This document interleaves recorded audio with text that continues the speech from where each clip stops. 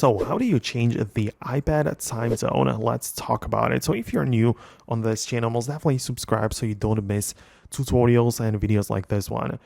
On the iPad specifically, we get to change it inside of the main settings app by heading over to the general section, and in there you can locate the date and the time. And you can either set your time to be set automatically, which is useful. Personally, I use it all the time, so when I travel, my time changes automatically, but you can disable it, and then you have the manual selection available, which lets you literally just look up a city, like use the search field, type in any type of city you want to change the time to, and you'll be able to switch your iPad to a different time zone.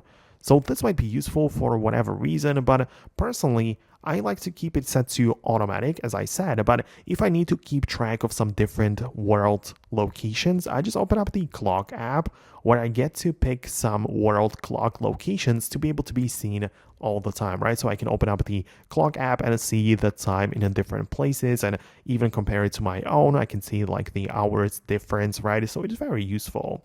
Plus, you also have the ability to add it as a widget to your home screen, so you always see the time in those other locations. Like, you can, for example, set up the widget to show the New York time on my iPad every time I go to the home screen, right? Like, the actual time set on my iPad generally is my local time, but I also get to see the other locations. So that's how it works.